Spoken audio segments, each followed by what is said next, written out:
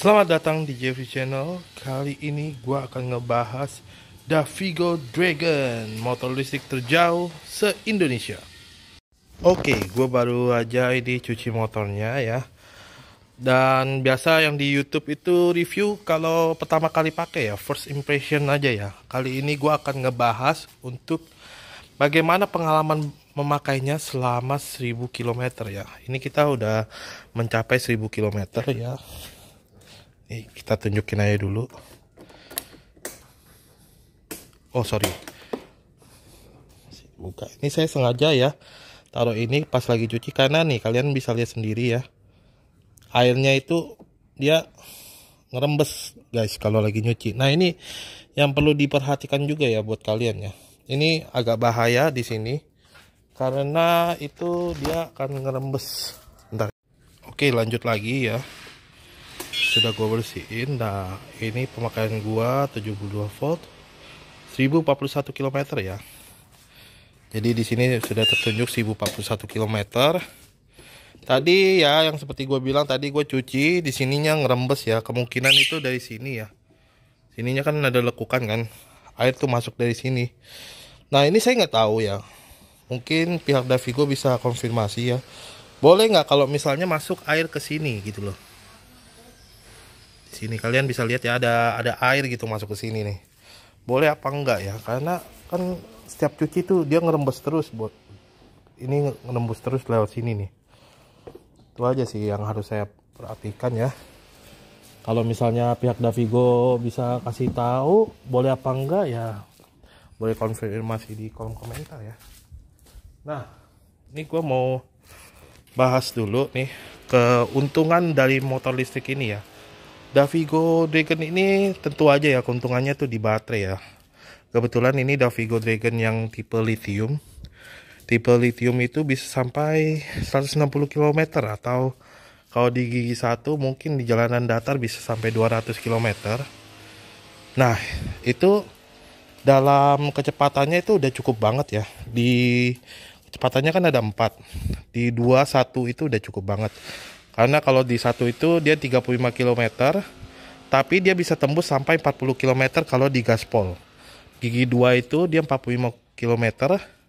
Kalau di gaspol bisa sampai 50 km ya. Dan di sini untuk speedometernya dia sudah akurat banget ya, yang baru ya. Saya nggak tahu yang lama ya.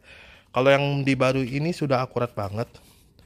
Jadi kalau misalnya di 45 ya mentoknya kemarin memang di 45, tapi kalau di gaspol bisa 50 dia, tapi tetap di displaynya 45. Tapi kecepatannya beneran sampai 50 gitu loh. Jadi udah 100% lah ya. Nah, keuntungan kedua itu saya udah nggak pernah isi bensin lagi ya. Dan ini saya pakai sehari-hari menjadi sales ya, keliling Jakarta Barat, Jakarta Utara, dan itu udah cukup banget ya. Sampai ke Koja pun saya putar bolak-balik itu masih belum berkurang baterainya ya. Baterai yang di display ya, di display sini itu masih full. Saya nggak tahu tuh full itu maksudnya apa ya. Harusnya udah berkurang kan, tapi itu dia masih full. Nah, keuntungan kedua itu sistem alarmnya. Walaupun itu bisa dibilang keuntungan dan kerugian ya. Kerugiannya itu waduh bawel banget ya, disenggol sedikit itu dia udah pasti berisik nih senggol tuh, disenggol sedikit tuh dia udah berisik. Jadi udah ribet banget lah buat kita ya.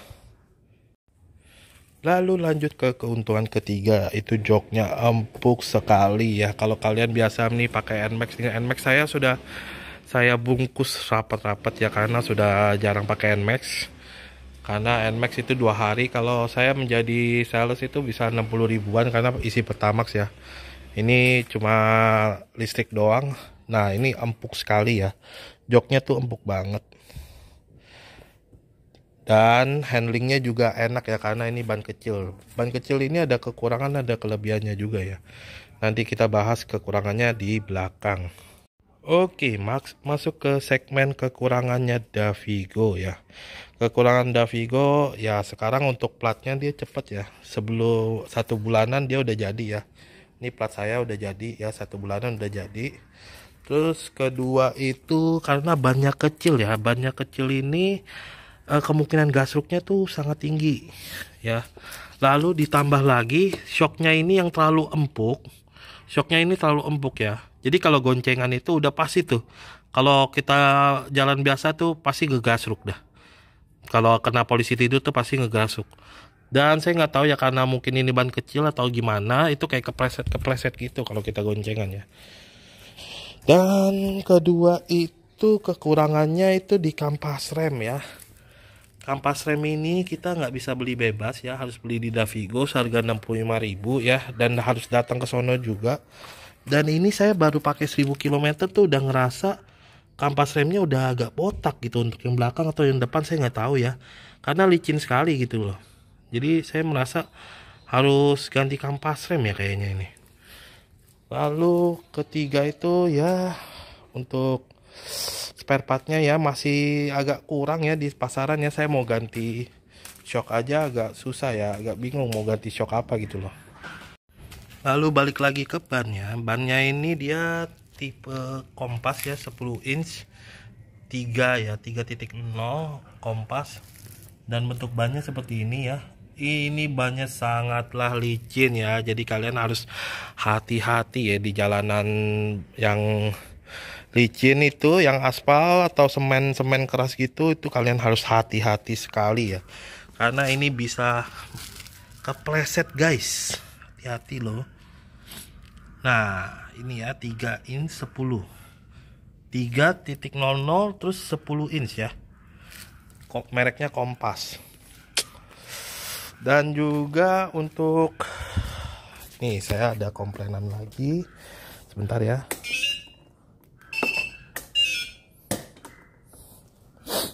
Saya ada komplainan lagi untuk soketnya ya. Sebentar. Nah, untuk soketnya itu dia sudah ada meleleh ya guys ya. Ini kita baru pakai 1000 km sudah meleleh seperti ini. Kalian bisa lihat. Nah ini mungkin bisa jadi akan mengurangi performance, dan saya juga bingung ya di sini tuh, walaupun kita cabut semalaman seperti ini ya, di sini bagian sini tuh panas terus. Saya nggak tahu ini bagian apa, ini panas terus nih. Yang lainnya dingin sih. Mau saya pakai berapa kilometer pun dingin, tapi nggak tahu di bagian ini tuh panas, itu nggak tahu bagian apa ya. Nah di bagian ininya juga ya sering kena air, saya nggak tahu nih harus diapain ya biar nggak kena air. Dan MCB nya ini juga kita dapatnya yang 50, dan ini juga dapat 50 ampere ini, sedangkan kan kita ampernya cukup besar ya. Nah itu kalian bisa lihat ya, SG 50 ampere 600 volt ya. Nah itu yang jadi kekurangannya ya. Jadi ini saya udah beli yang 100 ampere. Kemungkinan saya akan ganti dengan kontrolernya juga yang punya BRT. Katanya juga di grup BRT itu lebih bagus ya katanya ya. Dan MCB nya saya sudah ganti nanti yang 80 ampere. Jadi sesuai semua, nanti akan dikirim ke BRT. Kemungkinan selesai seminggu. Kita lihat nanti reviewnya ya, bagaimana kelebihannya dari BRT, tarikannya atau gimana. Kalau di sini ya foto lini ya kalian tahu sendiri lah ya, motor listrik ya terlalu responsif ya, bisa dibilang itu terlalu endet-endetan guys.